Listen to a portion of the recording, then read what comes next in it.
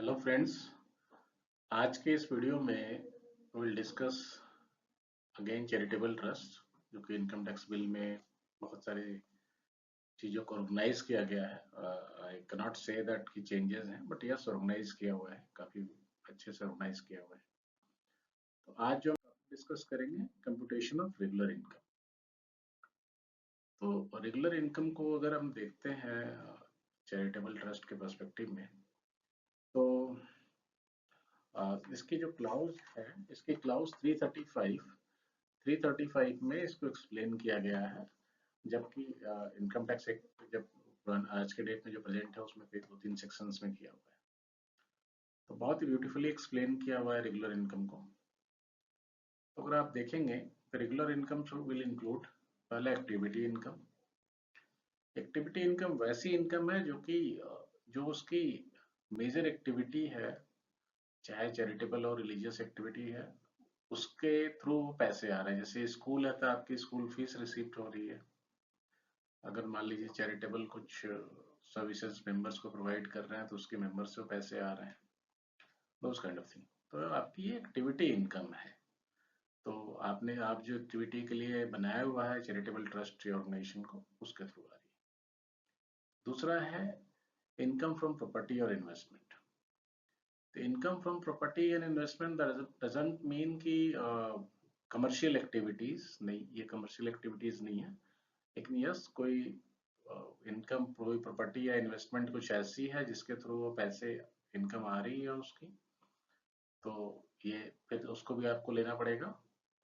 तीसरा आपका है voluntary contribution, because being a trust या एनजीओ और मेजर सोर्स ऑफ इनकम तो वॉलंटरी कंट्रीब्यूशन ही होता है, उसको भी आपको रखना है। साथ ही साथ एक पॉइंट है कि कुछ business held as a property and incidental business income आपको। लेकिन फोर्थ पॉइंट पे बड़ा इंपॉर्टेंट है, ध्यान देना पड़ेगा। फोर्थ पॉइंट में दो चीजें बड़ी क्लियर लिखी हुई है कि the gains from any commercial activity other than commercial activity restricted under clause 345 and clause 346। Clause 345 346 में क्या है, मैं आपको थोड़ा सा अभी व्यू ओवरव्यू दे देता हूँ। 345 में चैरिटेबल जो भी एनजीओज हैं, बेसिकली एनजीओ एनपीओ है, उनको रेस्ट्रिक्ट किया गया है कि आप कोई भी कमर्शियल एक्टिविटी नहीं कर सकते हैं अनटिल अनलेस वो आपकी मेन ऑब्जेक्टिव के का इंसिडेंटल ना हो। मेन ऑब्जेक्टिव को अचीव करने के लिए वो इंसिडेंटल ना हो, आप तब तक नहीं कर सकते हैं। सेकंड कंडीशन है कि आपको बुक्स ऑफ अकाउंट जरूर मेंटेन करने होंगे 345 में। तो 345 ने कम्प्लीटली रिस्ट्रिक्ट कर दिया कि आप कोई कमर्शियल एक्टिविटीज में नहीं कर सकते अनटिल अनलेस इंसिडेंटल हो।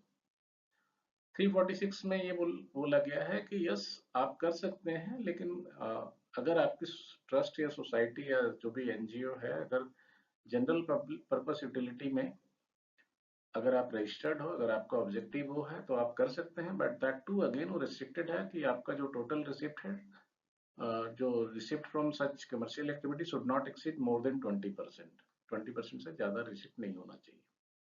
345 346 दोनों में इंपॉर्टेंट क्या है कि आपकी बुक्स ऑफ अकाउंट मेंटेन होनी चाहिए।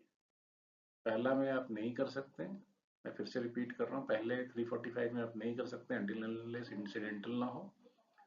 346 में तभी कर सकते हैं जब आपका सोसाइटी या जो भी एनजीओ है वो रजिस्टर्ड हो जनरल पर्पस यूटिलिटी में। दोनों कंडीशन में बुक्स ऑफ अकाउंट जरूर मेंटेन करने हैं। तो बहुत ही ब्यूटीफुली इन्होंने इस क्लाउज में सेग्रेगेट कर रखा है कि आपकी जो रेगुलर इनकम होगी आपको कैसे कैलकुलेट करना है। बेसिकली चार पैरा लेने हैं: activity income, income from property और इन्वेस्टमेंट जो आप करते रहते हैं, voluntary contribution, four as a property incident business held as a property and incidental business. अगर आप प्रीवियस में देखेंगे, पहले भी प्रीवियस रिजिम या मतलब प्रीवियस रिजिम जो आज के डेट में इनकम टैक्स एक्ट में है, तो बहुत सारे सेक्शन थे। सेक्शन 11(1), 11(4), 4A में और 12 में ये चीजें कवर थी, जो कि बिट्स एंड पीसेस में काफी डिफरेंट जगह थी, जो कि आज के डेट में इन्होंने ब्यूटीफुली उसको एक जगह समराइज करके कवर किया है। आई होप आपको ये वीडियो पसंद आया होगा। Thank you so much.